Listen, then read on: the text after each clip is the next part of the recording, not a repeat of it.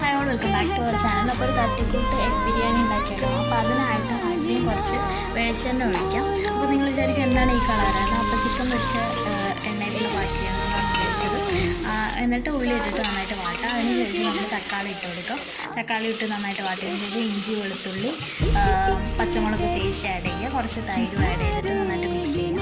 എന്നിട്ട് നമ്മൾ പൊടികൾ ആഡ് ചെയ്യാം. മഞ്ഞൾപ്പൊടി, മല്ലിപ്പൊടി, കുറച്ച് ഗരം മസാലപ്പൊടി ആഡ് ചെയ്തിട്ട് നന്നായിട്ട് വഴറ്റിയെടുക്കുക. അപ്പോൾ നിങ്ങൾക്ക് ഈ ബിരിയാണി എങ്ങനെയുണ്ടെന്ന് ചോദിച്ചാൽ അത്യാവശ്യം ടേസ്റ്റി ആയിരുന്നു. വലിയ കുഴപ്പമൊന്നും കാര്യങ്ങളൊന്നുമില്ല. ഇത് നന്നായിട്ട് വിശക്കുമ്പോൾ കുറച്ച് ടേസ്റ്റ് കൂടും. അപ്പോൾ പിന്നെ നമ്മൾ അരി കഴുകിയിടാം. നമ്മൾ ഏത് ഗ്ലാസ്സിനാണോ അരി എടുത്തത് അതിന് 1.5 ഗ്ലാസ് വെള്ളം കൂടി ഒഴിക്കുക. 2 പുഴുങ്ങിയ മുട്ടയും കൂടി ആഡ് ചെയ്തിട്ടുണ്ട്. കുറച്ച് ഉപ്പും ചേർത്തിട്ടുണ്ട്. അപ്പോൾ നമ്മുടെ തട്ടിക്കൂട്ട് ബിരിയാണി സെറ്റായിട്ടുണ്ട്. അപ്പോൾ